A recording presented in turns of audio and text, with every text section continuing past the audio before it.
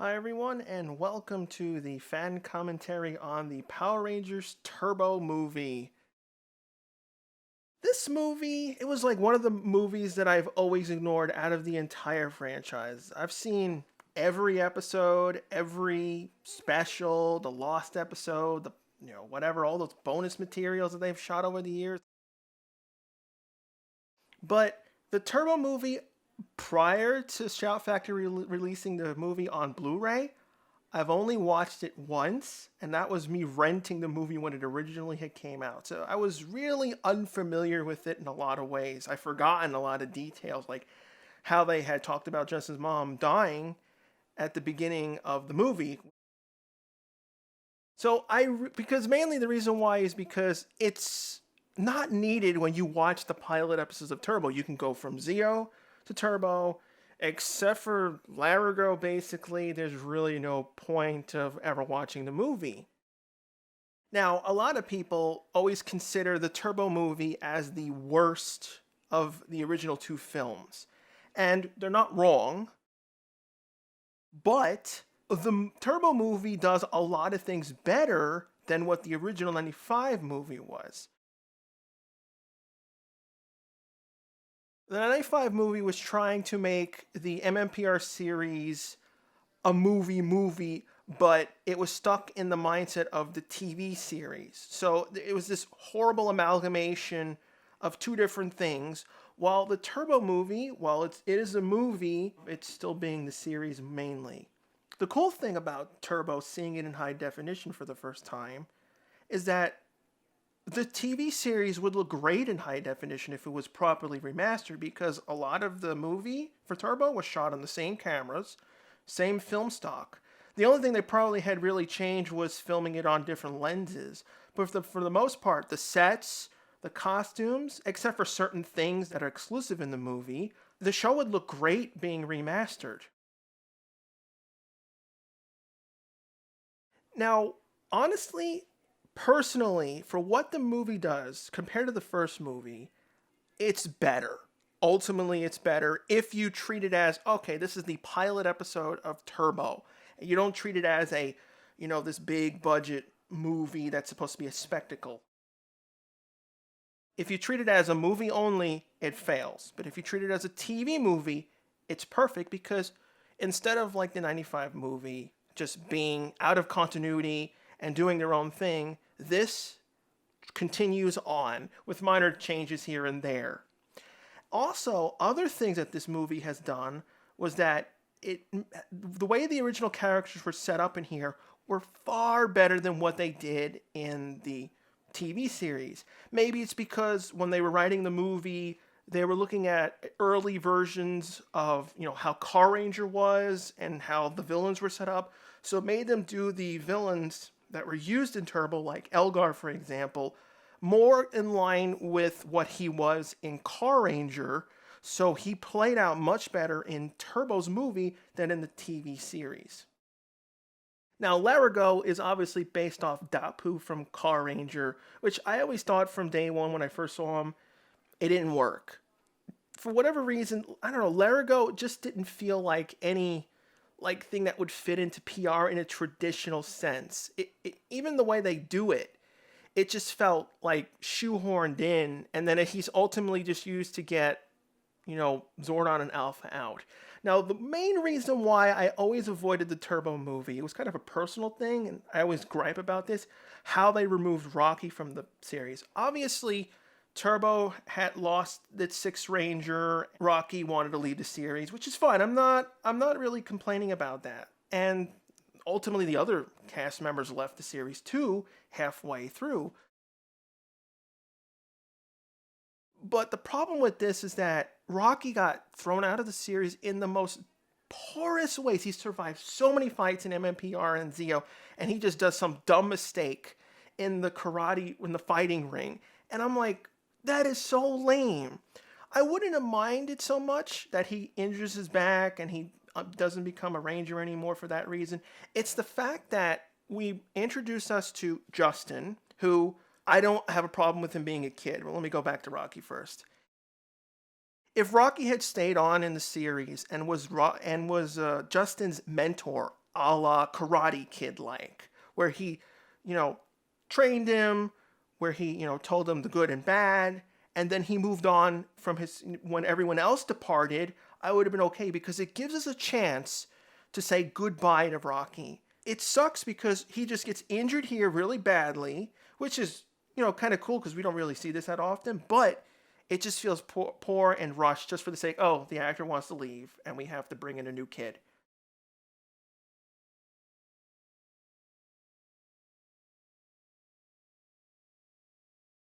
It's too fast in the beginning, but then it loses its way and starts becoming really, really slow. It's like they were writing it as a TV show, like maybe like multi parts, like three parts, like if it was a pilot, and it was super fast. And then when they went, oh, we should do this as a movie, they were like, oh, we got to slow things down in order to extend it to an hour and a half. And you could see that in a lot of areas, tons of shots that are very slow. And there's just lots of walking and this and that. And there's kind of, a lot of explanations or breathing room, which is, there's too much of it, which slows the movie down. The positive things about the movie is that it gave the TV series a really good budget because everything from Divatox's sub is pretty much the same in the TV series. There's some things different, like this railing is slightly different, the control pads are slightly different, and the Piranhatron outfits are completely redesigned, which I'm glad they went with. I didn't like the whole humans under armor. I'm glad they went with the whole fish look.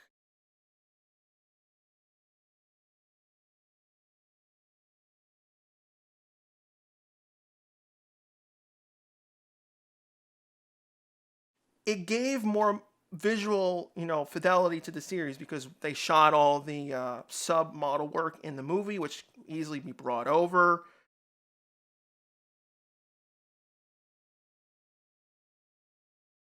I also forgot that Elgar is somewhat of a robot.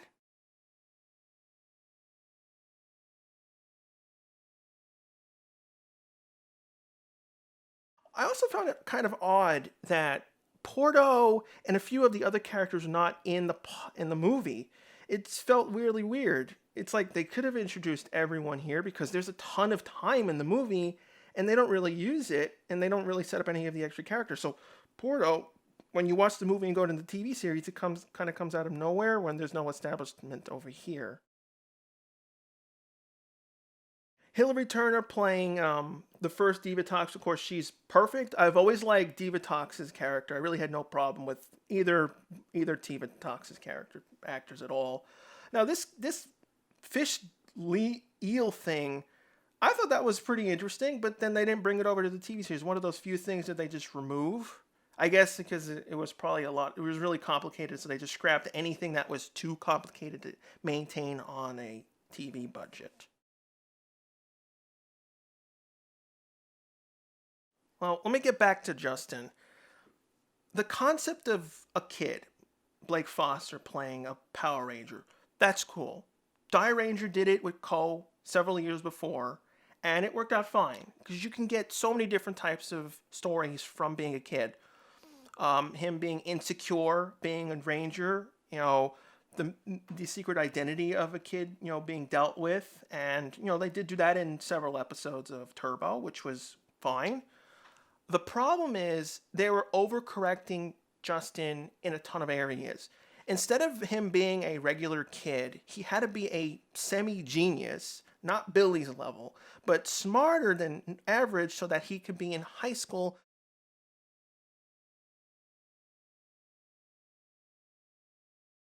That was the main problem because it's not being a smart. It was the fact that they try to use him as a know-it-all where he would know so many different things and they were basically writing him as a teenager. So then I was like, what was the point of him being a kid if you're going to just basically write him if he was as any other teen with the other four? That's the thing.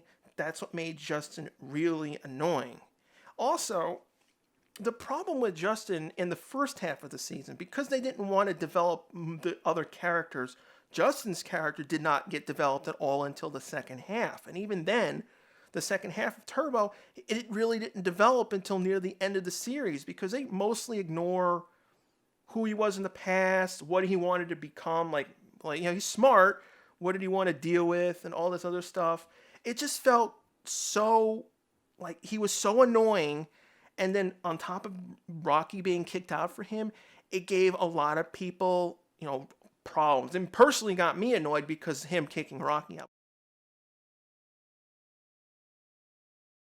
I do like that the Turbo movie retains Zordon's effects from the TV series. They pretty much didn't bother changing anything. They didn't want to make anything higher budget for him. Probably mainly because it was just faster and easier. They did have to use some angles that they hadn't used from original filming of David Fielding, so they had to recomposite some of the visual effects. So that's why they look slightly different.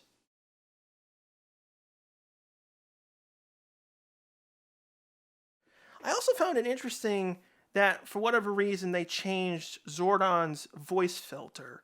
Because obviously when David Fielding left in the first, first 14, 15 episodes, basically after Green with Evil, he left playing the voice role and Bob Manahan came in. But when they came from the Turbo movie, they just they toned down the filter so he just has more of his regular voice there. I just always found it odd that they just changed it out of nowhere.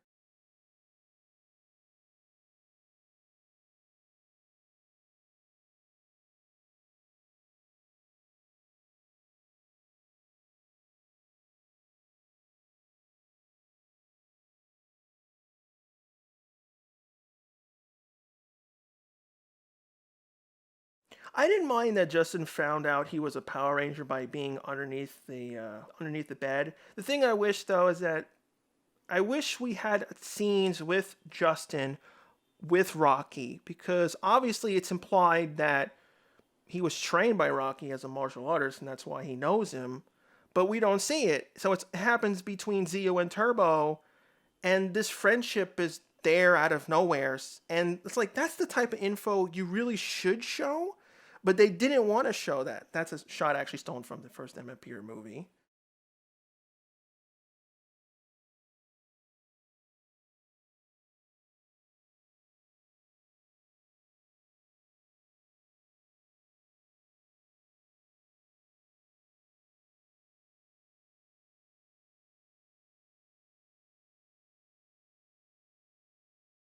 Here's one of the major complaints from the movie is the transfer of the Zeo powers to the Turbo powers. You know, losing the Zeo powers is totally fine. Even though they're supposed to be the strongest powers and they get stronger over time and you should really technically keep them forever. Realistically, for a TV series, you can't do that. You want to sell toys, you want to, make new products, you want to make new designs, you get bored of it. So I'm not against that. It's the way they did it, basically. And I know they obviously cut out material from the movie that explained what happened to the powers, how they were created. It's just, to me, the beginning, if you wanted to make a big opening and you wanted to say, this is a movie, why not actually feature the Zeo powers along with Larigo? Because there is a lot of boring bits in the series.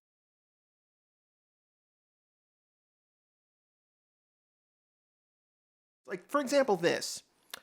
Larigo being surprised and this is all cool, seeing the animals of the jungle of Earth, because he's never seen, Earth animals before. That's fine. But this could have been just done in a couple of this scene and then really the lion scene, and then maybe put this scene with the lion and shorten them, and that would have been it. And use that extra time to actually close off the Zeo story.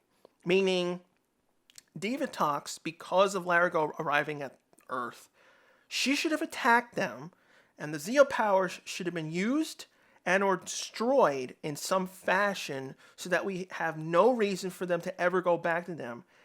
But the movie chose not to do that, on top of cutting out the material that, wished away the Zeo power. So we only get this one moment later on with Kat attempting to morph with her Zeo powers, and that's it. Divatox, compared to the movie to the TV series, is pretty much the same. There's no real difference between the character. Rygog and Elgar, on the surface, are the same as their characters in Turbo, but the difference with Elgar movie version is that he does suit the comedy bits, but he doesn't, intrude into scenes of stupidity, annoyances, very bad jokes. When you don't do those things, Elgar, to me at least, is perfectly fine. And I had wished what they did in the movie with Elgar was retained in the show. But they didn't. They went to the extreme.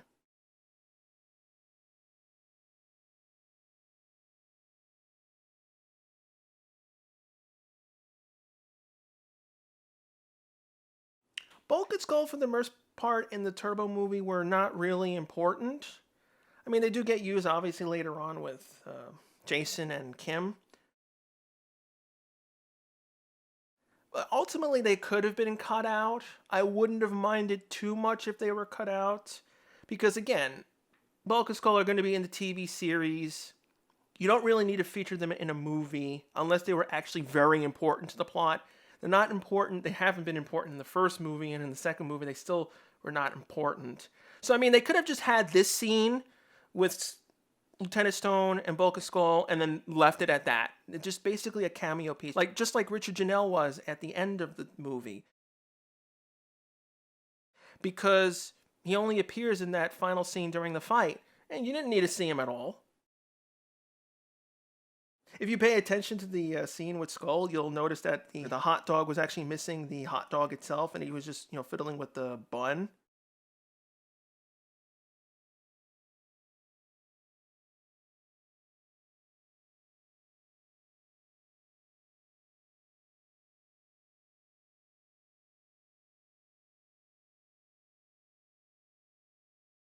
This is where we first get introduced to the Turbo Navigator. The Turbo Navigator that became a constant plot hole issue throughout the entire first half of the season, because if you're going to deal with thermal detonators and searching for stuff, it's like it appears, it disappears, it's not in their bag, and it's in their bag, and it's just like, why did that, why bother having the Turbo Navigator if it's not convenient to the plot? The one thing I did hate about the change of the power chamber, because it's mostly the same as the Zeo, but they did remove the MMPR suits from the tubes. I thought that was kind of dumb. Because what's the purpose of the tubes when none of the suits were in there? That was the whole point. They were basically a archive display unit of them. What I wish they had done, though, is, okay, if you're going to remove the MMPR suits, fine. What I would have done was had the MMPR suits in this movie for the entire duration. When they switched over to the turbo suits, and those light sound effects, by the way, are the same sound effects they used in Stargate's ring teleporter, which is weird. But anyway, what they could have done was remove the MMPR suits at the beginning of the Turbo series and put the Zeo suits in there.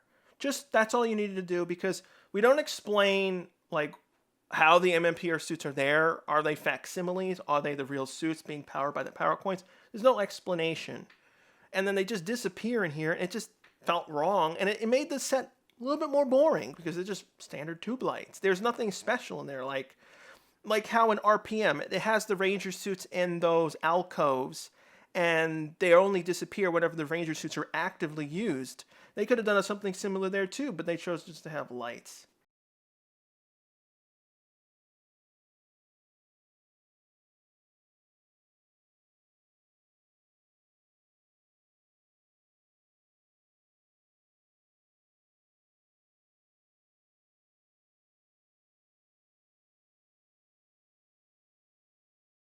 Now, the Turbo Navigator prop is actually the reuse of the Car Navic from Car Ranger. They just simply changed the paintwork, and they removed some of the detail, like some of the stickers and stuff. But to do the inserts with the actual functioning screen is completely faked. They're basically rear projecting a screen from directly below into the hole, and that's the reason why the camera's at a certain angle, because it's so dark, and the only way to see it is from that particular angle without seeing the cutout for the inserted screen, because it's not a visual effect. I never liked those power box survival things, because you can clearly see that those things can't hold water. They're really cheaply made. And I was like, you could have spent a little bit more money on those things. And I wish they had used them in the TV series, because these things only appear in this movie, and you'll just forget about them from the series. And I totally forgot about them for that.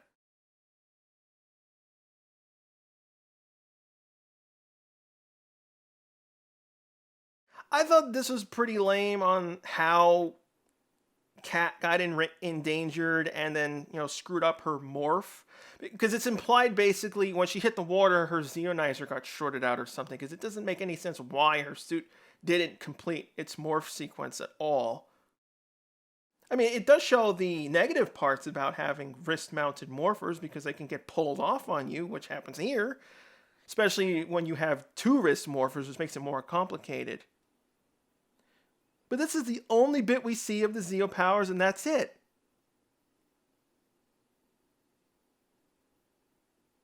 Like, the Rangers have survived so many things while morphing, so many explosions, and the suits get disrupted because they fall in the lake.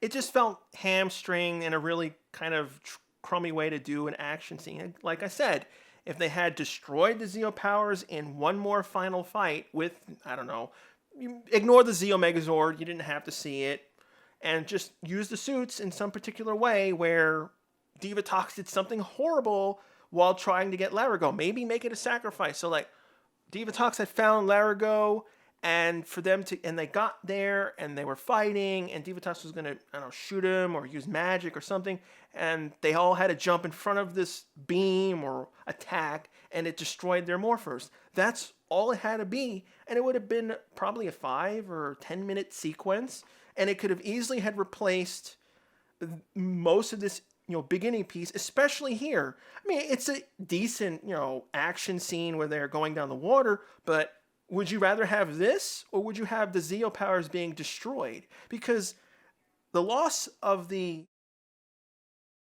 Thunder powers in the beginning of season 3 was far more powerful than this movie. It's like, how can you have the TV series be more emotionally impactful than the Turbo movie? Because it's like there's nothing that we care about losing the Zeo power. It's just thrown away, and that's it. And it's just like, you can't do that.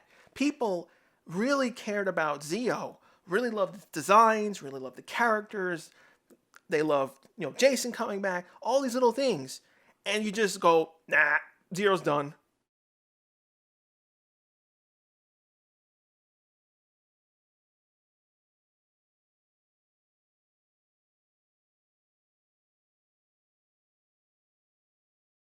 Now, the sub for Divatox is actually not shot underwater. It's pretty much faked, and it's actually a similar technique that's actually used in Lightspeed Rescue. What they do is they're in a set that's painted blue. It's filled with smoke, and it has the light rays above. And maybe they also use a different type of lens, and or they also put something on the lens to make it a little bit more fuzzy. They shoot it basically under fake water. It's still done in camera, so it looks pretty good, even till today's standards.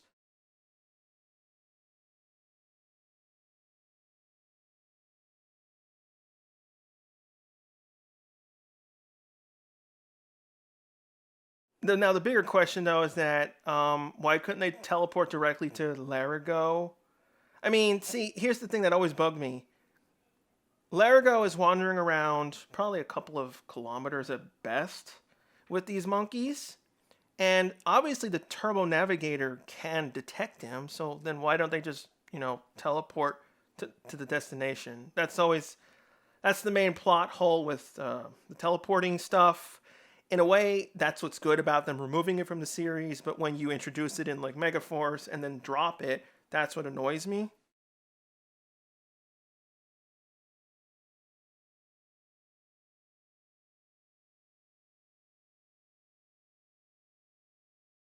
That gash that cat has, that's pretty, graphic, and I'm surprised they actually went that far to show that.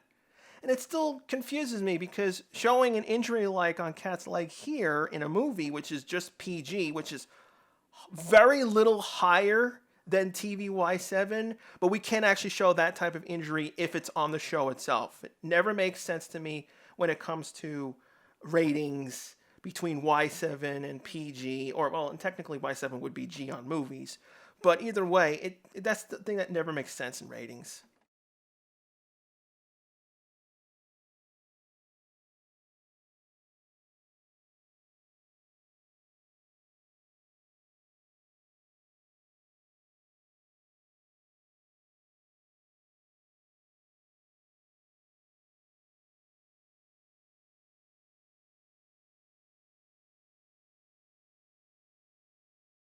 Obviously, the monkeys were kind of like a prelude to Bulk and Skull. That's probably why they wanted to do it.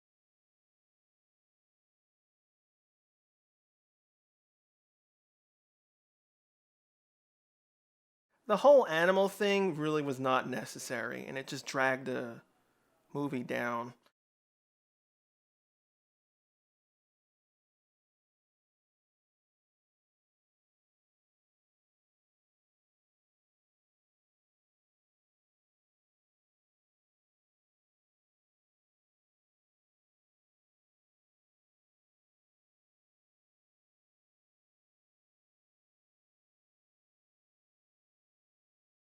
Now, Kim and Jason coming back for the movie.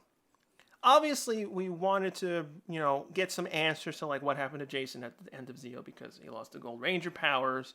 And it's kind of like oh yeah, we had this character and we need to kind of wrap it up. Now, the reason why Kim came back was because when she originally signed on contract for the MMPR movie, she was also contracted to do a second movie. And obviously, she had departed the series long before Turbo was ever made.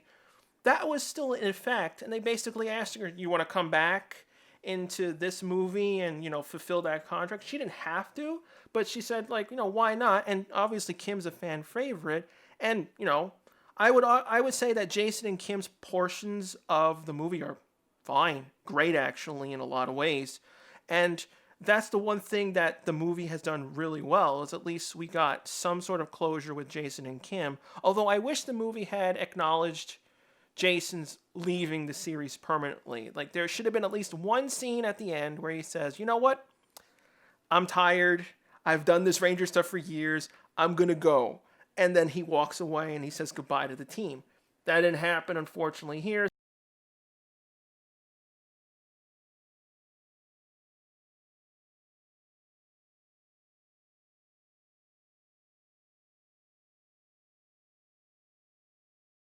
The cool thing is seeing the show in HD is that we can actually see the power change in its full glory because there's a lot of details that you couldn't see in the TV show version. There's a lot of details in the control panels that you didn't even know. And I thought, when you watch the TV series, it's fairly blurry and the set looks pretty crummy because of that. But there's a lot of nice stuff on those control panels, which makes sense and, has purpose. And it also shows how good the cameras on the TV show can film because just because they're using low, cheap, old, 16 millimeter cameras and low film stock, it doesn't mean they can't come out with some really good imagery. It all depends on lighting and how the camera lenses are done. But it shows how well, even on low budget material, that you can shoot the series and it looks pretty good. I mean, obviously for the movie, the lighting is what makes it look better because the sets are completely lit differently compared to the series. They're much more brighter in the series. While here there's more contrast and shadows.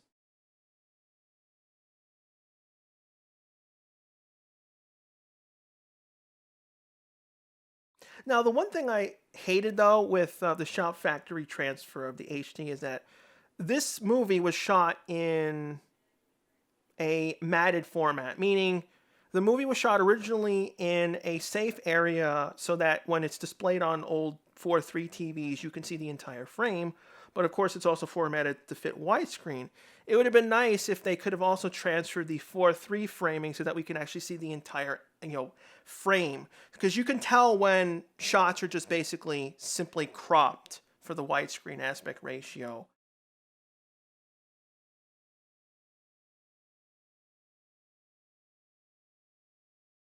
I didn't find this brainwashing with Bulkasaur very funny. It's probably the least I like the characters since the very beginning when I first saw them. It's not funny, and it was just there because Bulkasaur can't remember any of this. They have to forget it, or they'll know they're the Rangers. Which I wish they didn't go, and I wish they actually just said, "You were Power Rangers."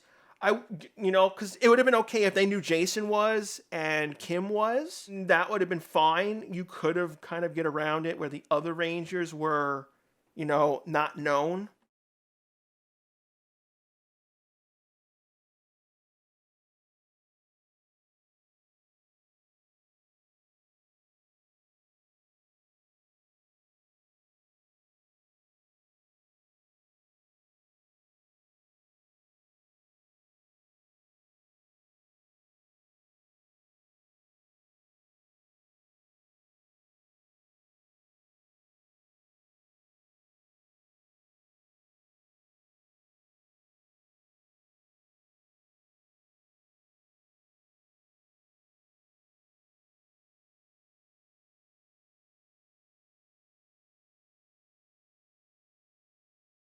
Now, these shots were actually shot for day for night, meaning this was all done in the daylight, and they either lower the iris of the camera and then do post color changes in order to save on money, basically, instead of shooting this at actual real night. Because you can clearly see the sky and there is sunlight.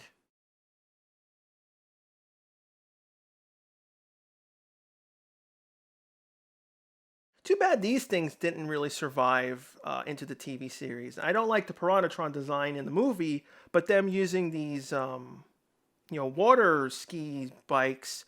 Although that would have been cool that they had continued to do this, but again, it's expensive, so certain things were basically dropped. Anything that involved water, besides the sub footage, we really never saw again, except for a few times. And this is also where Elgar kind of shows his intelligence because this is the first time we've seen him, interacting with the Rangers, and he's not an idiot.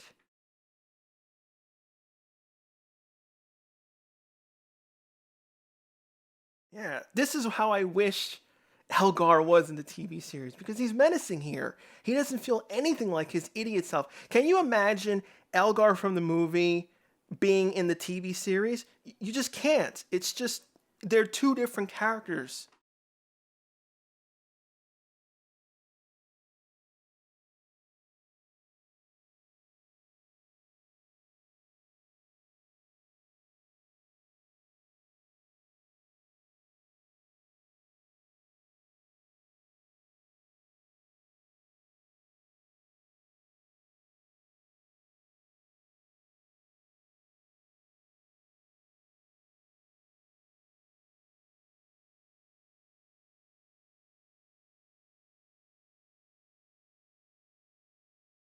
The one thing that kind of also sucks that was lost from the movie is that the TV series didn't use any of the score from the movie at all. Even though it is the same composer from the TV series, they chose not to use anything from the movies, which sucks because there's a lot of good music cues in the movie that would have worked fine in the TV series.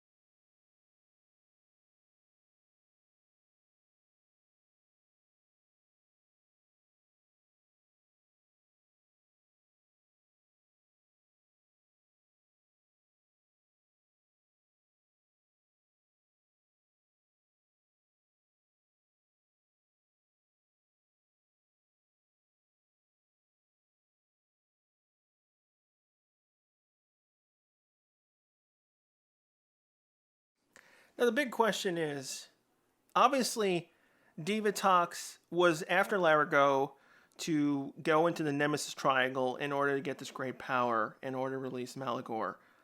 But the Nemesis Triangle is on Earth. So even if she had captured Larago, she would have still had to travel to Earth in order to get to this other dimension. So either way, she would have still had to come here and deal with the Rangers. The story could have actually had gone on faster if she actually just captured Larago from the beginning and they did all this without involving the Rangers and then rescued Larago and his family in one shot rather than have these set of rules because she still has to come to Earth. That's where they could have truncated the story and included more Zeo stuff.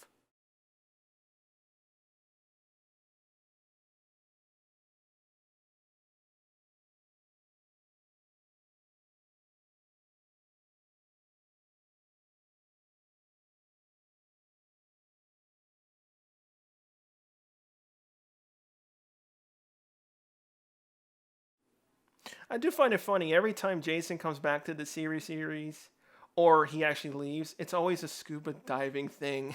It's like they always seem to run into that joke all the time. It's like if you ever see the Rangers go into scuba diving, prepare to them for them to just.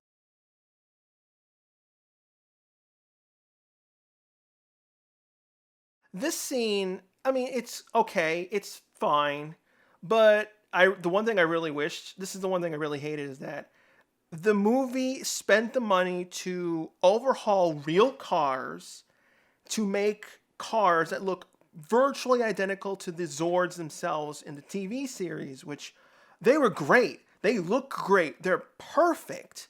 And they were never used in the TV series, and that pissed me off. Again, you spend money for some amazing car work and you don't use them in the TV series, which you could have done at least a couple of times, or at least they showed stock footage of these guys, of these cars, and then put them in the TV series in the future.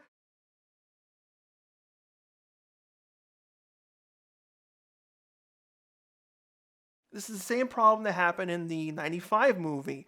They did all these cool designs, this armor, and then it's just like, no, we don't use them. I always found it weird that they removed the stickers on the turbomorphers, and they also like stripped the black paint on, or spray painted the key handles gray. I didn't understand that. There's nothing wrong with the turbomorpher stickers. It just says, red, yellow, green, pink, blue, and their thing. I never understood why they did that. Everyone always says this looks like Simon Says. The scene would have worked much better if Billy was here. Because that's the thing that sucked the most, is that Billy left. He had his reasons why he left the series, but it still sucked that he wasn't here to help them. Now, astute fans will realize they forgot to have the Car Ranger patches on their shoulders. This was fixed in the TV series, but when they filmed the Turbo Morph sequence, they shot it for the movie, and so the patches are not in the original Turbo Morph sequence from the film. I never understood how that mistake happened, because it's just like you got the suits from the Japanese series and or, artwork from Car Ranger, just copy it.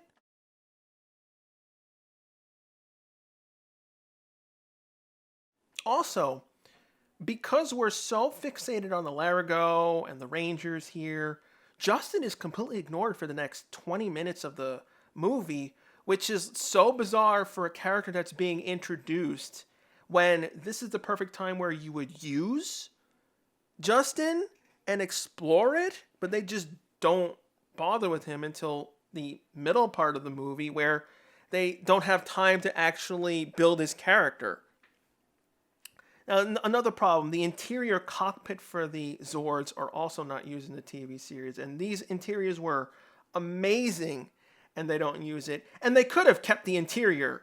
There was really no reason for them not to do that. That was so stupid. If you pay attention really closely, you can see that Mountain Blaster is actually there, because there is a blue streak. So they basically just shot it once with all 5 of them there on the road. This always felt like a cop-out, because obviously behind the scenes, Rocky is explaining everything, and then Justin just buys it, and then he comes into the power chamber somehow. What did Rocky do? Give him his communicator and then talk to Zordon? It's just like, it's all abrupt. It happens way too quick. There's no, Justin showing Justin's reactions, Zordon accepting this, because it's like everything's cut out. And it's like, you don't need to cut out this material while you could have shortened all the other stuff.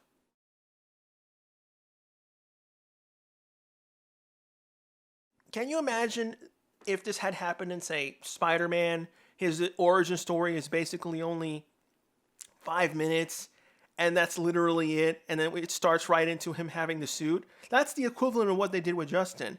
Starting off Justin like this, you already give people bad vibes, on top of Rocky being thrown out. So you already have 2 negatives. I don't know Justin. He became the Blue Ranger forcefully, and Rocky is left and does virtually nothing.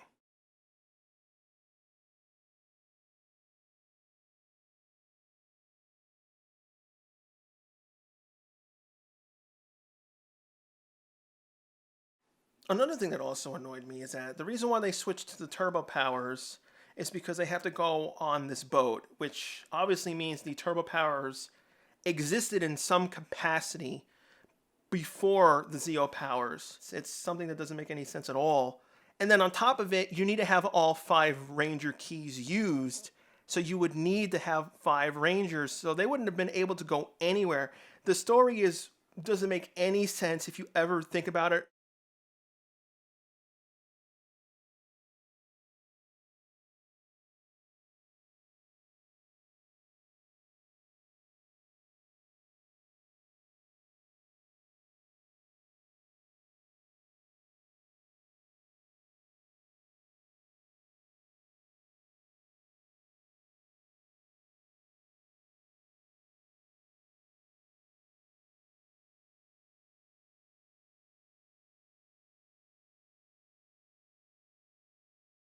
Now this boat stuff is the most drawn out part of the movie. I mean, it's interesting that they have to use this ancient boat because, like I said, all the plot holes with the keys, the powers have to be existing, then having to go there. So obviously, did someone own the turbo powers before? It's like it doesn't, or did the turbo powers come from this boat? It's just like so many unanswered questions that just don't make any sense. Also, here's another thing that doesn't make any sense story wise. They have to go to this alternate dimension to get Malagor. Why is this dimension on Earth? And does that mean that Malagor was born on Earth? Or but that can't be true because in space sets up his species from another planet. So again, this doesn't really make any sense that everything all takes place on Earth.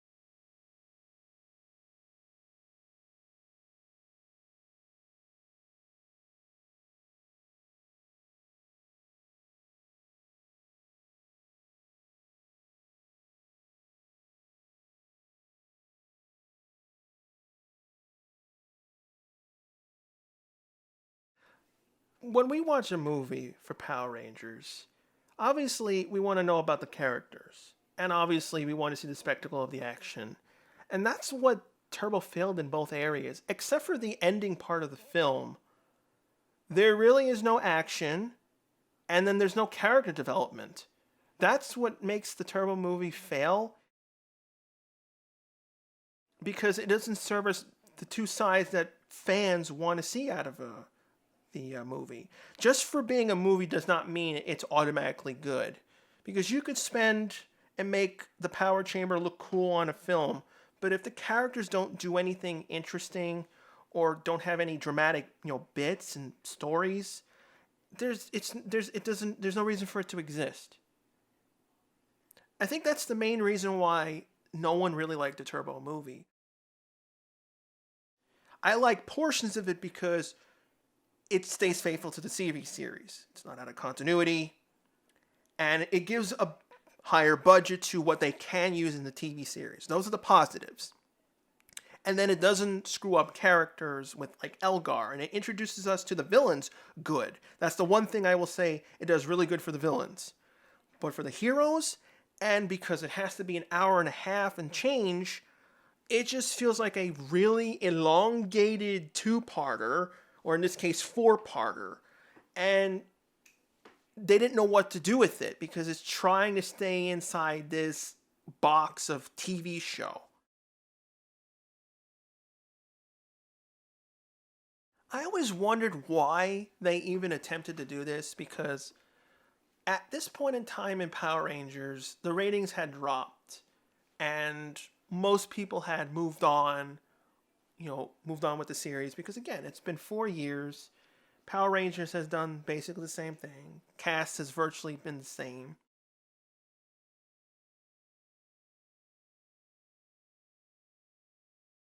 So ratings finally had dropped to a more reasonable level and not the prime of the years. And then they decided to do a movie for, especially when Zia was coming out, it was extremely hyped up. You'd think they would have attempted a second movie when Zia was coming out, because it would have made perfect sense to make the transition from MMPR to Zio more of a spectacle. Can you imagine if they had done a movie between the two, like Alien Rangers to Zio, and the Alien Rangers had finished what they had to do, and the power chamber was destroyed, and then they went to the movie, and then basically had done the introduction to Zio, and gotten the crystals in the film rather than that 10-episode journey with it nonsense. I think it would work better as a movie back then, a year earlier, than doing it here, because at this point, Turbo, I wasn't feeling Turbo at this point. I remember it very vividly. I was still watching the series religiously all the way up to Zio. When it became Turbo, I think I was 11 years old, and the series was becoming monotonous. There was really not much change, and that was the detriment of the series, honestly. And one of the reasons why they decided to reset the cast members from Turbo on, well, Space, Lost Galaxy on. But, when they did that refresh, it allows the writers to come up with new characters, and they can explore them. They can always do the, wow, this is cool, I'm a ranger, and I don't know what I'm doing, and see how they, do those type of stories, which, Justin is attempting here, which unfortunately he never gets a chance to, and that's the main problem. Because everyone falls into the same thing. We know what we're doing, we've been rangers in the past, and it's just we're going to this type of power, and then new villain. So this gets old, this gets monotonous, so people leave. And I didn't feel the series. Also, I think Cars, unfortunately, just didn't click. With Zio's powers, it was, magical, Egyptian, all those things. So it still had that cool factor, like how MMPR was dinosaurs, and they had the mystic, dragons and all the other stuff. So they still had this more uniqueness. But when it went to Cars, it kind of felt like, did we just start watching Transformers? And Beast Wars had already started, so I think they were on season 2 when this had come out. And I was already watching that, and I was like, that's cool. But then this tries to feel like Transformers and then Power Rangers. So I started watching the series less and less. And then when Justin had come in and he kept getting worse, that's when I basically had decided to not watch the series again, and stopped when In Space came out, because I was like, they're not doing anything different. Yeah, okay, they left into space and they're just going to do the same thing over and over again. And I got tired of it, so that's when I originally had quit. That's the reason why I didn't watch the Turbo movie. It was a combination of so many factors.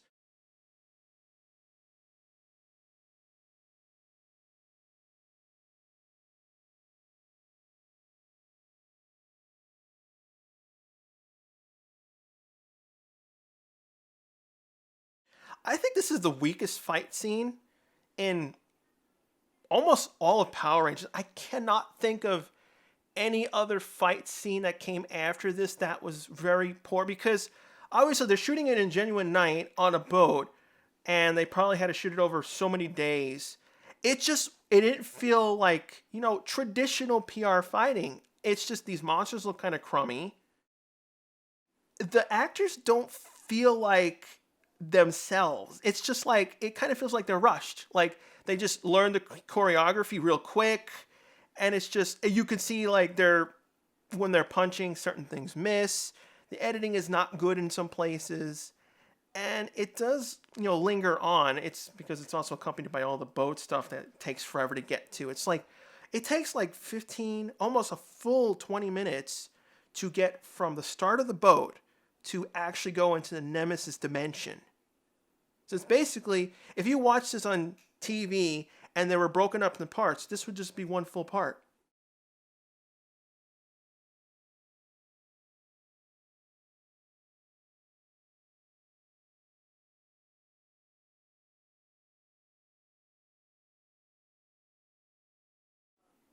I honestly felt Jason and Kim trying to escape this room to be more interesting than the Rangers being on the boat. Because we haven't seen Jason and Kim together for many years, and that automatically gives, them a free pass. We want to see him again. And then of course they're trying to solve a problem. So it's more interesting than the characters trying to get on a boat.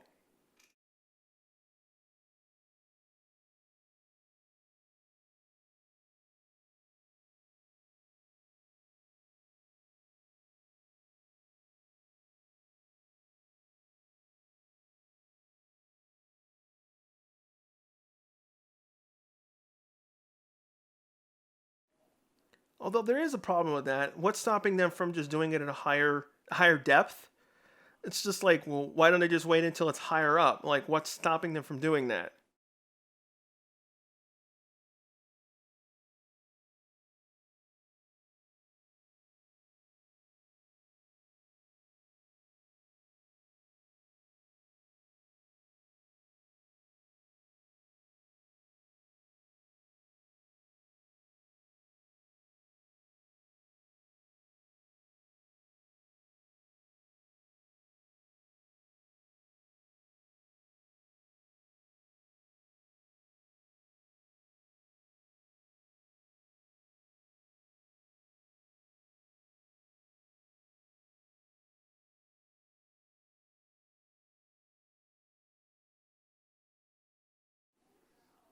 Now, this barrier kind of made me think of Star Trek V when they crossed that barrier into the God planet. It has a very similar kind of. It also feels like that original series Star Trek episode where No Man Has Gone Before, where they crossed the galaxy barrier, which was pink. Has a very similar look to it.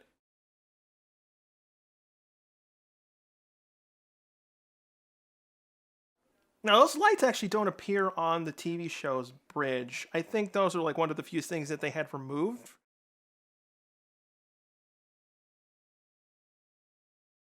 I think also another difference from the TV version of the set is that I think they removed most of the blinking lights. I think everything just stayed on and it just really had no animation. I also find it funny that the movie steals a lot of sound effects from Ghostbusters and Back to the Future. Because certain scenes with the cars, you actually can hear the DeLorean revving sound effect.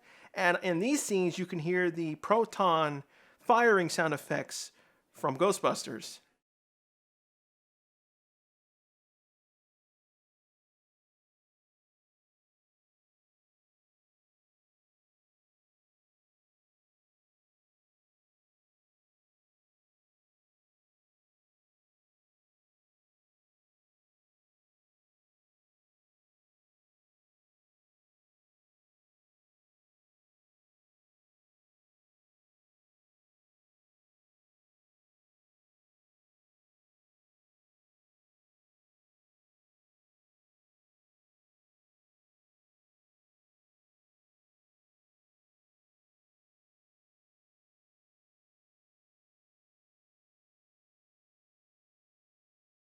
I really wish Divatox and everyone were this kind of evil in the TV series. They toned them down, which was very disappointing.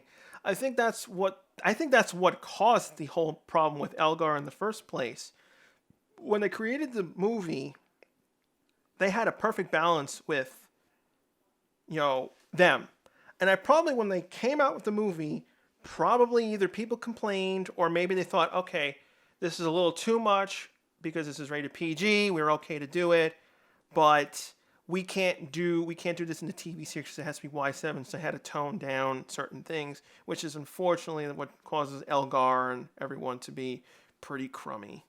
Now, this effect obviously is some visual effects, but it's also done in the same way as they would have done in the Stargate movie.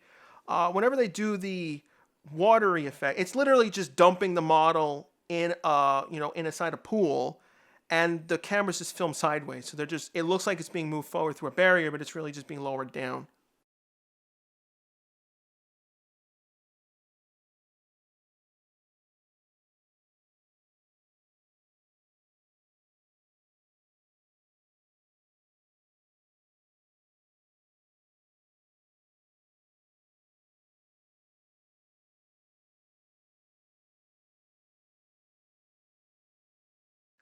I do like that moment. It's like finally the Rangers actually get mad at Bulk and Skull because they've been too annoying. It's like that's what the audience has always gone through with those two, and it's finally the Rangers actually show that. And I wish they had done it more in the TV series. It's so unfortunate they never did that anywhere else.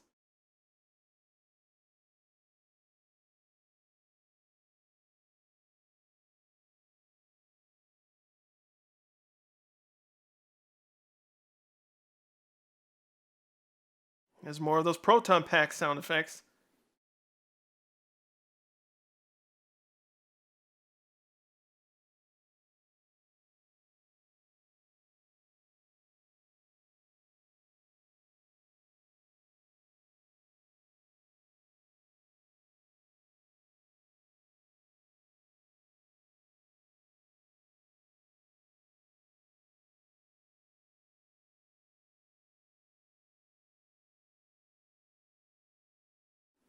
This I never understood either. Obviously, it's for tension, but ultimately it doesn't make any sense because the boat first operates by inserting the keys and turning them to activate them.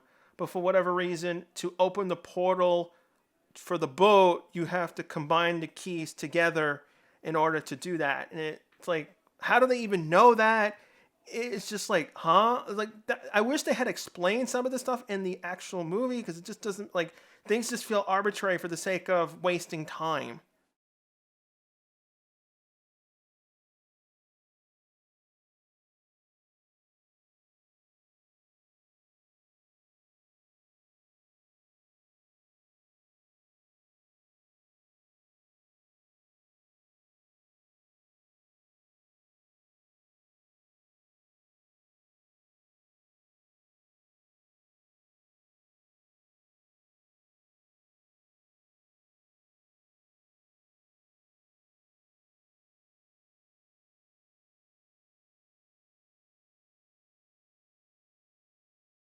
Now, this I didn't understand. Obviously, this is a mistake because if you pay attention, the room is basically filled to the top. And we have to assume Bulk and Skull are at the same level as Kim and Jason. But now they're above on the thing, so their room should have been flooded too. It made no sense for that close up during through the window.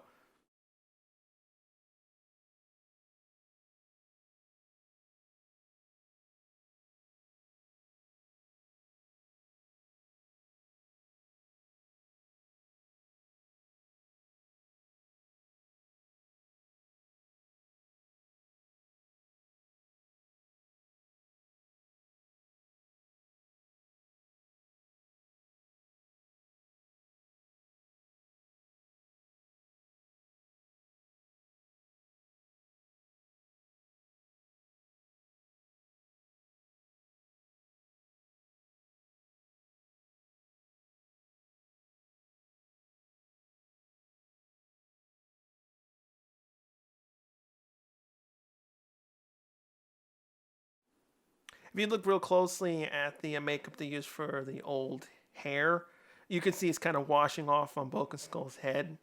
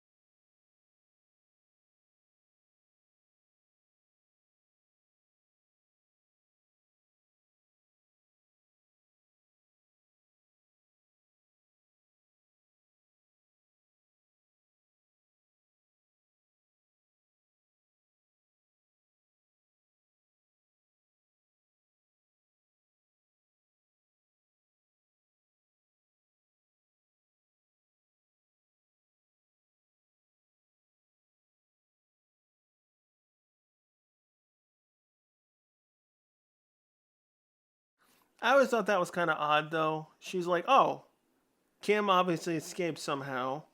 And I'm like, well, you obviously know she did, so why don't you just send Piranhatrons to get her? Also, why did she not assume that Bulk and Skull are not there either? It's a little bit of like, huh?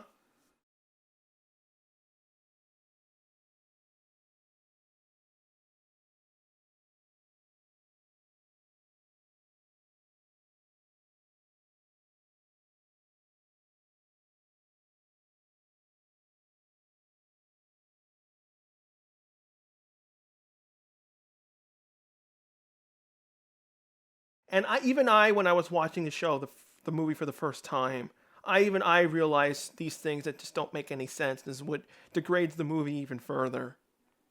Now, I'm not going to say the TV series is perfect. No TV series is perfect. No episode of PR is perfect. But a lot of these problems the movie had here are very glaring for almost any person to notice.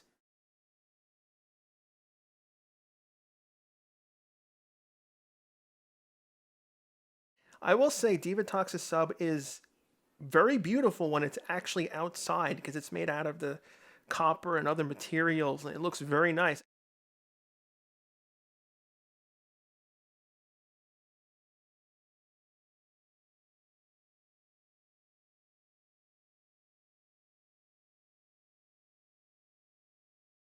So your sensors can detect the Rangers on the boat, but they can't detect Kim and Bulk and Skull swimming away. This, of course, is Rita and Zed's only appearance in the movie and does not explain anything what they said at the end of Zeo, where they were going to take over the moon. We have no idea where they are, what room they're using, although this is the room they use later on in the TV series when Divatox is sleeping. It's the same room. Obviously, they're not in the Winnebago, so I mean, you can loosely say that they took over the machine empire on the moon and actually won, but then that doesn't explain why they don't attack the Rangers and do all their nonsense again. It's just like, it makes no sense, and then it sullies the ending of Zeo even more. That cameo for Rita and Zed should not have happened.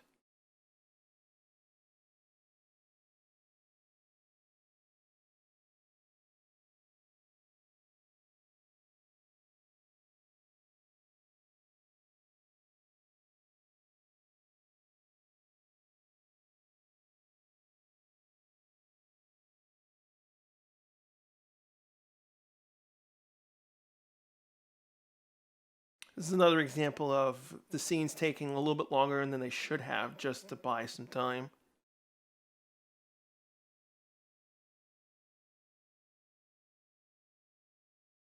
The only explanation of how Malagor works is that this Nemesis dimension has a link to his home world, and Malagor likes to come to Earth and be worshipped by these island people.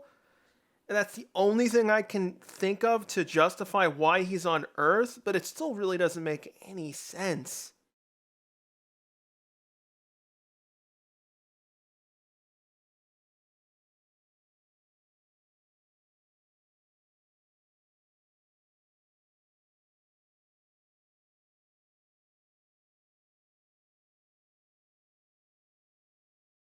Too bad that we never saw the Ranger Zords be used in water circumstances in the TV series, because it's pretty cool that these cars can actually be used on water, and that means they probably also function underwater. So they could have actually had a Zord fight, underwater in in various episodes, which is unfortunate because a lot of these ideas from the movie would work really great in the TV series, and it's just again, they're stuck with Car Ranger footage, and they really didn't want to spend the money to actually use original footage or use these to actually shoot, because in the movie they did get a hold of the VR Robo costume.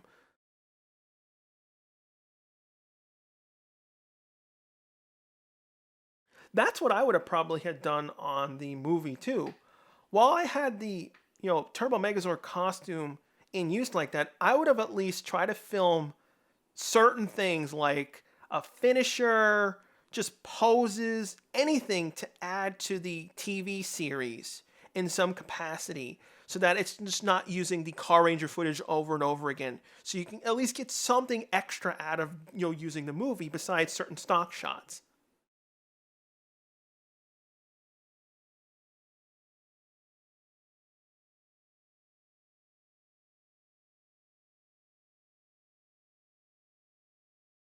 Oh, that sound effect has been.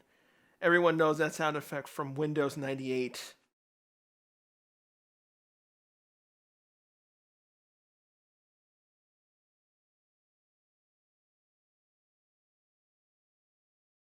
Now, I do have a question, though, for later in the movie. Obviously, the boat gets destroyed here. Now, the thing that I'm wondering, how do they get out of this dimension without the boat? Obviously, the Zord can get them out of there, or they can teleport. So then why couldn't they just get here with the Zord or teleporting in?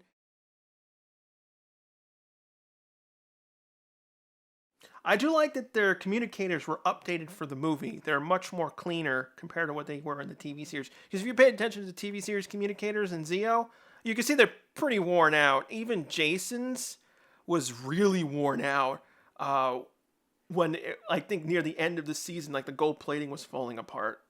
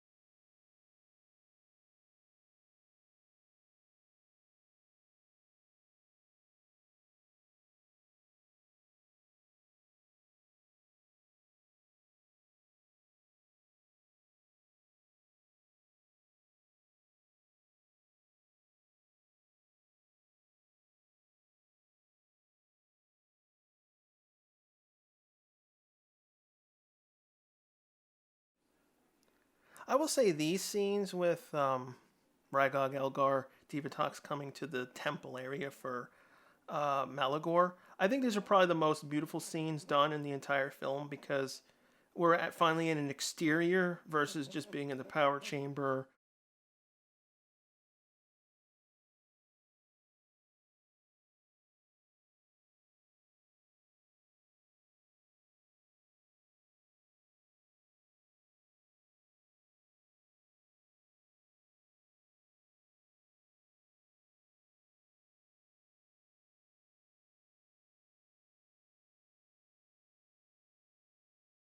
Now, there are some differences to how the Zords look like on the real cars versus the actual props used on Car Ranger. There's less detail on Dune Star and Desert Thunder, for example. Power Vehicle 2 on Mountain Blaster is also missing. The uh, the details on the top of the leg pieces are also very boxy and plain. And Pink also is missing her separator line for the two arm parts.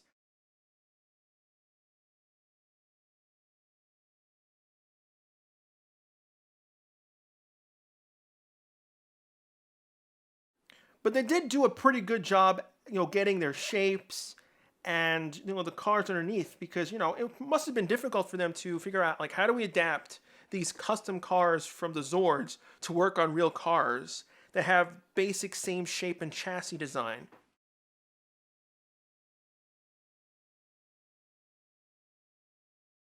Although in the movie here, it's still, I still get, a couple of questions with the Zords later on.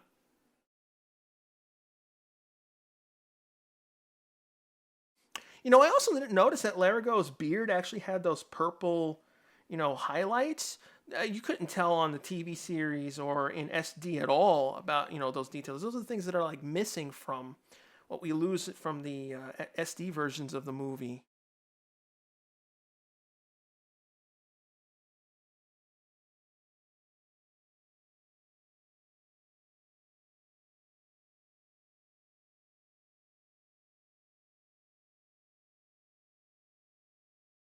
Speaking of the wedding that I didn't understand is that obviously David Tux wants to marry Malagor, but then when she finally sees him, I'm like, and then she gets scared. I'm like, did you not see Malagor? You didn't know his species type?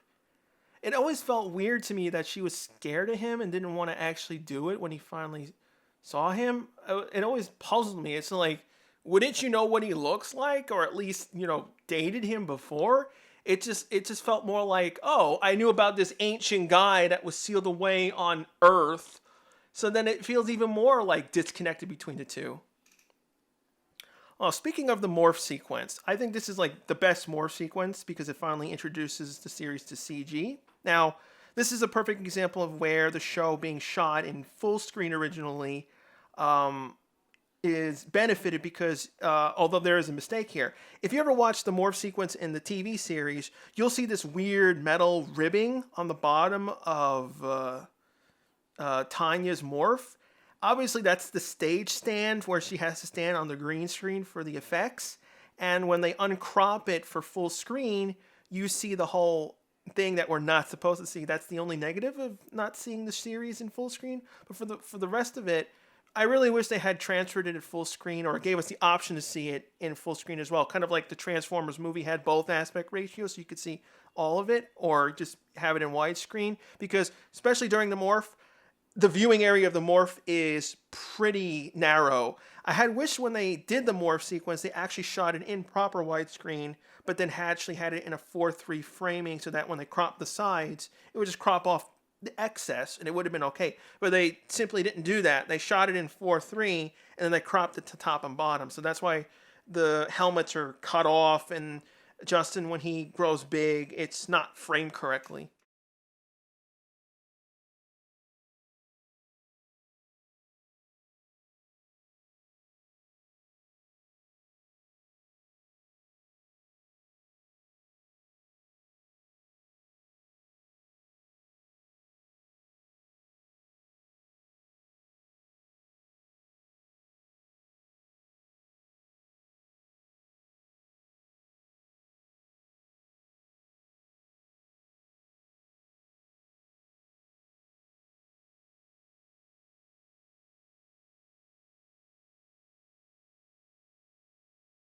Although again, you could teleport.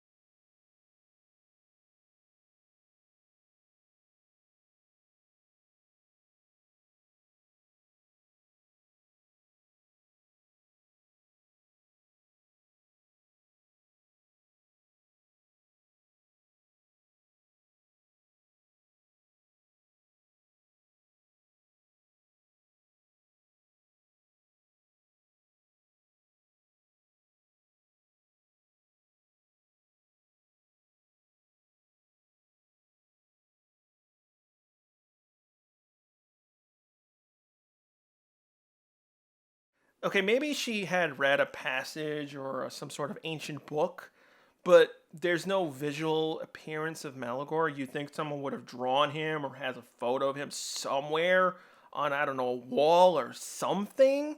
It's just it's weird that she doesn't know how he looks like. Also, it's confusing because she counts, Kim and Jason as sacrifices. So you think they're just going to be eaten or killed off for his being rebirthed. But they get taken over and brainwashed. So it's not really a sacrifice.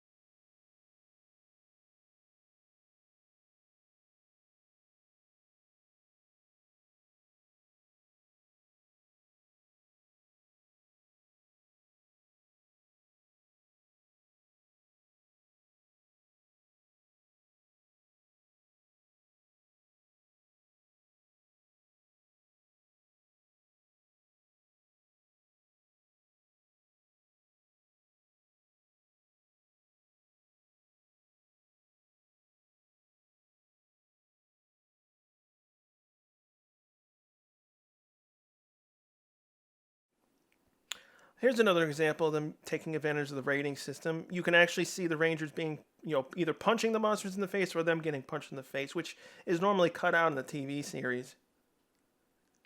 Also, Elgar has a whip in the movie, but that doesn't come into play anywhere in the TV series, which is weird.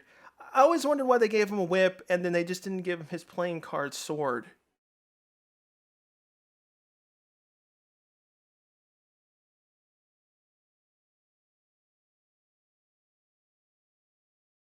I'm glad at least the Turbo movie switched over to their main weapons, because in the first movie and 2017 movie, they completely ignore their main weapons. They don't even have them. They don't even have the blade blasters in the 2017 film. If you pay attention, you can see Elgar's stunt performer is having serious problems with the headpiece, and it's falling off.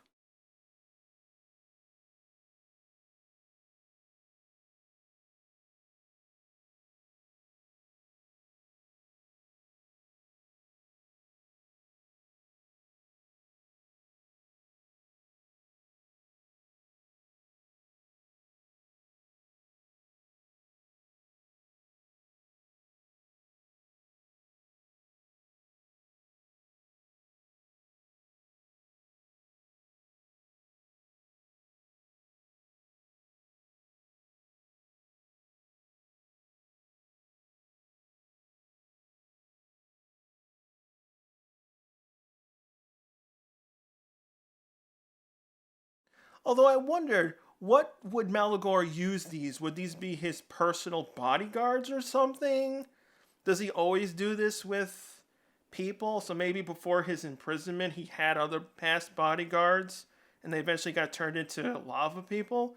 I'm guessing that's what goes on, because there's really not much information with Malagor's people, which sucks because his costume was pretty cool, and I'm glad they used him for Dark Spectre, but they really don't go into any detail in any future episodes, which I really wish they had done something with Malagor's people, because it would have been interesting if they had found out that, him being killed in here, someone would have went after him for revenge, maybe his family member, his people in general, like they found out he was a king and they were killed off.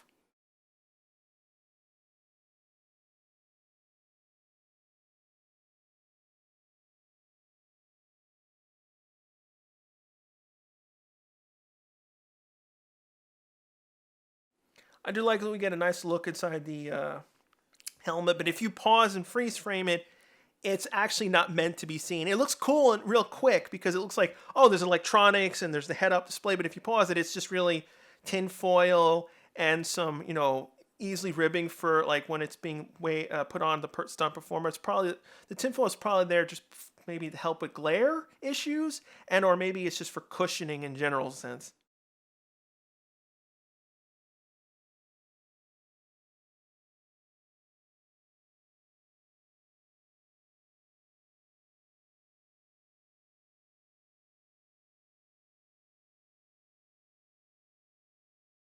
Now, here's a question. If Tommy did get thrown into the fire, would he have turned into an evil disciple of Malgor like these two? Or would he have actually been killed?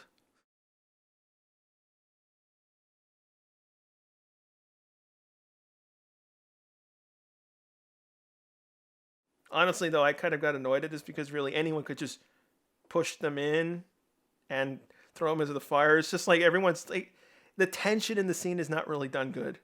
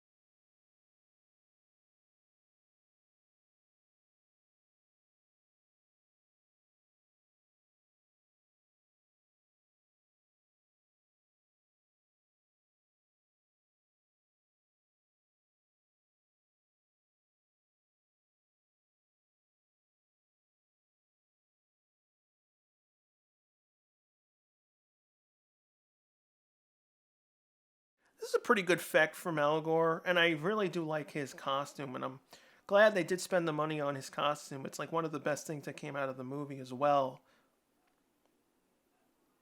Because the suit was pretty elaborate because it has its own internal lighting for the entire body, basically, in order to have the lava effects on top of his eyes glowing. Oh yeah, this never made sense. If you watch the TV series, Elgar's back for no reason, and you're like, how did he survive? How did he get back? It made no sense. So maybe at some point did they really think of, oh, we'll just bring Elgar's character in and then just never use him in the TV series. But then they probably realized there was too much footage in the early parts of the season where they couldn't cut around it. So they had to just pretend the movie didn't happen.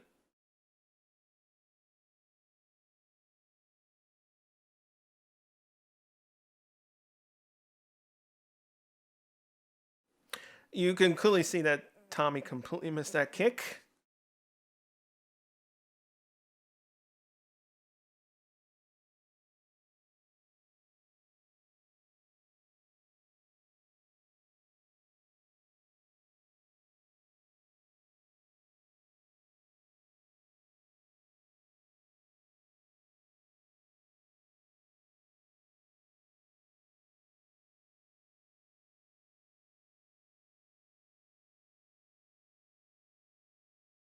I always found it weird though that Divatox didn't like this guy's appearance because, I mean, Divatox is not human. She could be half human at best, but she's partially a lizard, I would say at most. And it's just like, why would you be weirded out? Because I'm assuming your mother. Well, no, yeah, it would be her father. Probably be the lizard because we've seen her mother. She looks pretty much the same. So I'm assuming her father was a lizard alien type. So like, why would she have a problem with this guy?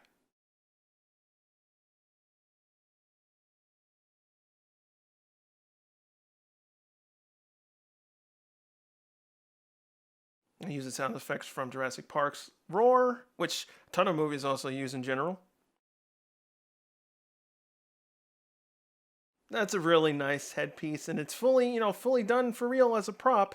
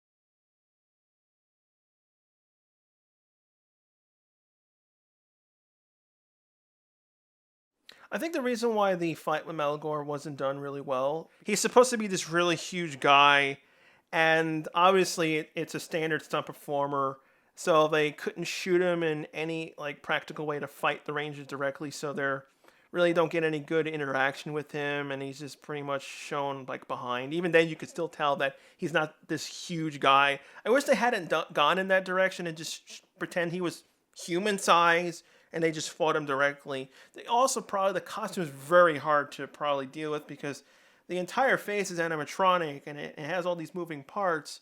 And they probably only had one suit and they probably couldn't damage it. So they was the only reason why they had a limited way to film him. With the Turbo Megazord fight, obviously they're both the same scale, so they're allowed to do more things. Now, the drawback of being nicely, beautifully lit in the cave set, you can see the lights inside his body, but when he's outside, it's all dark. Although he looks pretty cool like this too, because it kind of looks like he cooled off, like they threw some water on him, which I wish they had done. Maybe because that would have maybe explained it a little bit better why he's like really dark outside. Because that could have been easily a weakness of him. Say, they had water on them and they were able to throw it on him. Like Larragut was able to cast a water spell. Now, of course, I will always say the Megazord fight in the Turbo movie is 1,000 times better than the Megazord fight in the 95 movie.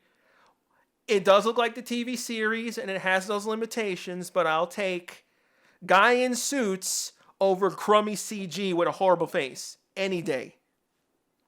Even the transformation in the movie was really cool, and I still don't understand why they didn't use it. They spent the time in the movie to almost perfectly copy the Car Ranger transformation, and they don't use the movie version for hours. And these versions of the cars have a huge amount of detail. They thought of everything. They enhanced it with some CG bits, like where the arm pieces come in. Every bit of detail. It's dirt and grime. They put all the details in on these versions of the cars, and they don't use them in the TV show. It's so annoying that they don't do this. It's like, why not? I mean, all they have to do is just, speed it up a little bit. It doesn't have to be perfect, but then just use them in the TV series. There's nothing wrong with the Car Ranger material either. The Car Ranger transformation is cool on its own, but it would have been nice if they had used both. Some episodes will use Car Rangers, and other episodes they would use turbo ones. If you pay attention, the lights on Mountain Blaster do not match the TV series where it has yellow lights.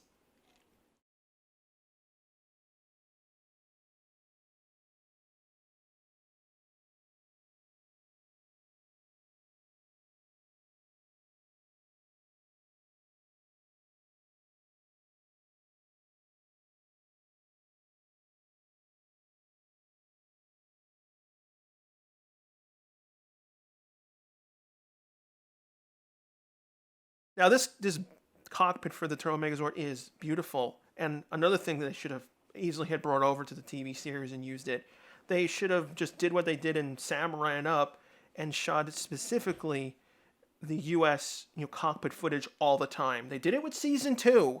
I don't understand why they didn't do it with Turbo, and this is 100 times better set than season 2's cockpit ever was.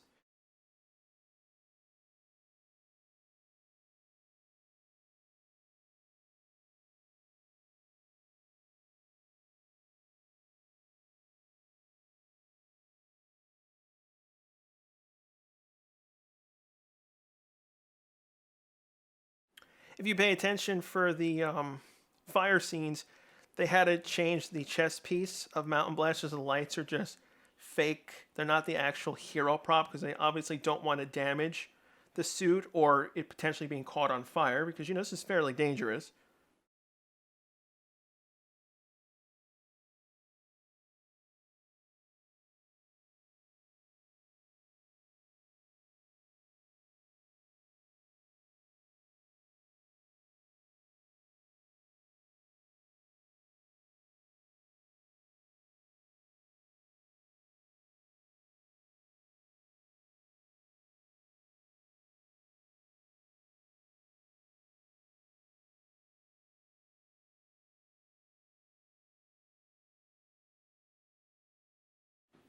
I say for the movie, they did a pretty decent job for mimicking what they do in the TV series slash Car Ranger. What sucks though is that again, there's so much time being wasted on ancillary stuff, and the Megazord fight lasts for 5 minutes, and that's the type of thing you would want to last, 10 minutes.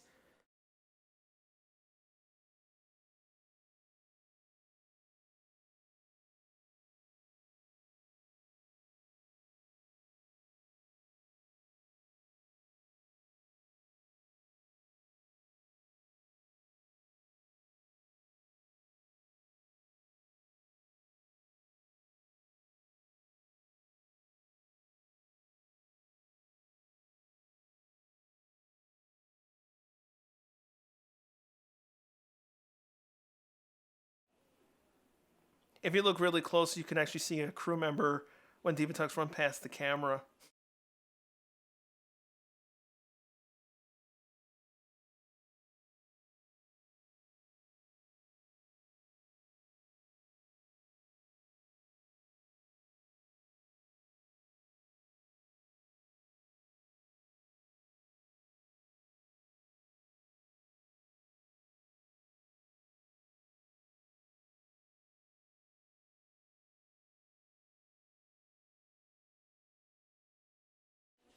So again, if the Zords can leave the island, why can't they enter them? Because the way they enter the Nemesis Zone is using their turbo keys. They have all the stuff they needed. They didn't need the boat.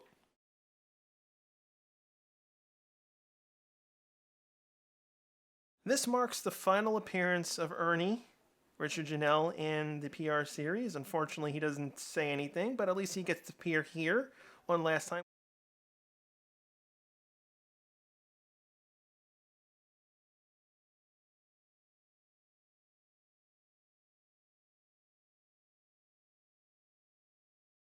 At least we get to see Rocky at the end of the movie here. At least, obviously, his back is fine.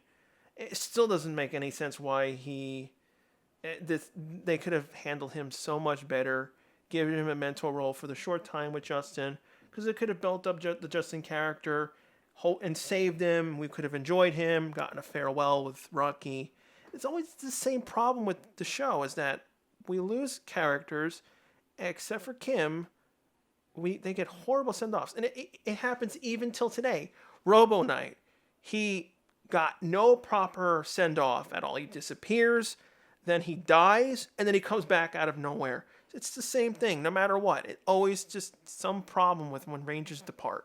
I mean, this is a decent ending, but what they could have done was, instead of ending the movie here, we could have gotten a little bit of, final goodbye for Jason and Kim to just give them a farewell. So basically, they got the check, and they could have been just, leaving the place, and then saying, it was good to be with you again, and, fight alongside you guys, and then say goodbye.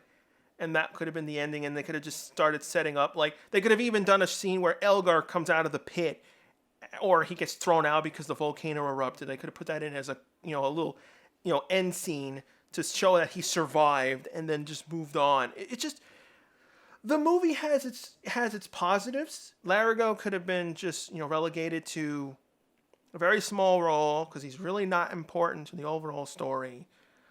Kim and Jason were probably the main focal points that should have been elaborated on. And of course, they should have focused on how they lost the Zeo powers versus them just throwing them to the side. It just felt completely unfair that the Zeo powers were removed from the series just like that, with no believable explanation done on camera. See, we get a quota here where we get to see all the, everyone in the cockpit and everyone saying hi, and this is where they could have shot the scene where Jason and everyone say goodbye and give them some sort of closure. Well, the Turbo movie isn't flawless. It's not the worst thing out of the world, but I understand where everyone was coming from when the thing originally came out in theaters. Everyone was just, burned out on PR, but also they were completely underwhelmed because it just didn't feel like a movie spectacle. It just felt like, 4 episodes of a TV series of PR. It just missed the mark in a lot of areas. But structurally wise, it plays out better for the franchise because at least it aligns with the TV series. That's the reason why I ultimately like it more than the 95 movie. But hopefully, PR can make a movie that everyone enjoys and finds fitting, and that it actually can break records and, hopefully push the series into a more positive light. Because the series does deserve a good movie. And I'm not saying the 2017 movie was horrible either. It's just that had its own problems in various ways because, again, it's a reimagining and that turned off people. And it's just it didn't follow the TV show. But you have to have that. You have to find that perfect balance of what the TV show is and what you want to accomplish in a movie, blend them together and not confuse or annoy too many people where it could be a success, which is the holy grail of PR in general, because it's so hard to balance Japanese material, bringing in people who did watch the series from the past, but then thought it was stupid and hokey, and trying to push it into this more dramatic direction alienates some people. People with the series who loved it through the entire run. It's a lot of camps to balance, and it's extremely difficult to hit that perfect end. So hopefully in the future, whenever they make a new PR movie, that they can actually get it the next time, and it becomes a smash hit, because I want a PR movie to be great. But I am grateful that we finally get all the movies in high definition, because it was one of the final pieces that was missing from owning the PR franchise and physical media. Hopefully, hopefully the series can get another chance at it. If you like my content, consider leaving a like and subscribing.